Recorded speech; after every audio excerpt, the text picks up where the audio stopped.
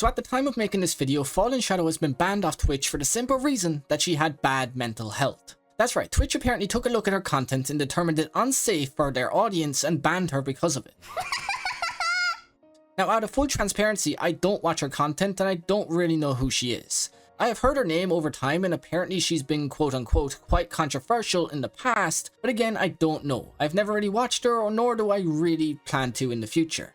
I, like many of you, just tend to stay in my own lane and watch anime all day, every day. But after watching and being informed on the recent news by Chibi Refuse's most recent video, I thought I'd share my thoughts on this incredibly strange situation that has taken place over on Twitch. Now, of course, this is completely different than my normal content, but it's a situation so unique and wrong that I felt that more people need to be talking about it, so here I am, like it or not.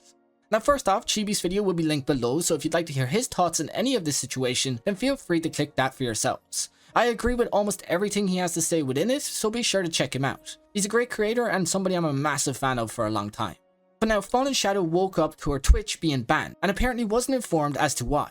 She questioned them on the reason, asking if it had anything to do with her drinking on stream or something else. They got back to her with what is one of the most bot-like responses that I've ever actually read. It should be on screen now if you'd like to read it in its entirety for yourself, but here's the gist of what they had to say.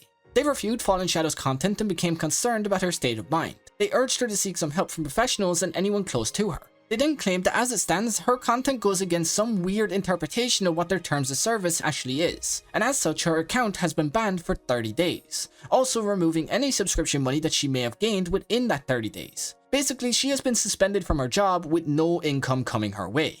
Now, the biggest argument many people are having around this entire situation is the age-old Twitch standard one about why these Twitch tarts can have their asses out on stream and receive no warning at all, but a VTuber can get banned for 30 days for having some quote-unquote dark thoughts. Now, I'm inclined to agree, it is bullshit some of the things these sluts get away with on stream without getting any warning whatsoever. But I also disagree with those that say Fallen Shadow and anyone else having these dark thoughts like suicide should remain unbanned.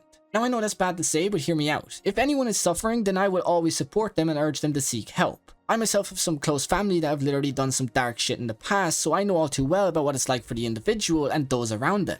But I myself also don't think it's something Twitch should have to worry about on their platform. Like, I would hate to have some kid stumble onto a stream and see somebody doing something dark like self-harming.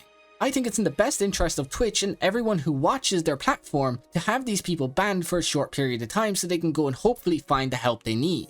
But now, of course, there is the obvious issue of removing somebody's subscription money while they are banned. And I think this is just incredibly stupid. Like, I run a business and had to suspend people for some pretty stupid shit in the past. But when I do, I almost always suspend them with some level of access to pay, which I think should just be the industry standard for any working practice. Like, you cannot expect somebody to wake up to a bot letter telling them that they are essentially suspended with no pay coming their way whatsoever, and then have the indecency to tell them that they need to seek help before they can ever hope to receive pay in the future. It's cruel and borders on a manipulation of power. I don't agree with any of the way that this has actually been handled, and I think Twitch going forward needs to actually take a proper look at their terms of service and how it handles sensitive situations like this in the future. Because as I said, feel free to suspend them, send them links to people who can actually help them, but don't remove somebody's only source of income and then expect them to go clear their head and seek the help that they actually need. It's completely unhelpful and you're actually doing the counter opposite of what you're intending to do. Like, how can you expect somebody to go and clear their head and find the help they need when every day they are being stressed out about where they're going to find money to pay bills or find food? Like, come on Twitch, you're a billion-dollar company, just properly think about your shit and sort it out. You have to start thinking of the people who stream on your platform as people and not just sources of income. But now, with that little rant on Twitch out of the way, we'll be back to regular content tomorrow, so be sure to look out for all of that. But with that, I'm out. Have a great day or night wherever you are, and peace.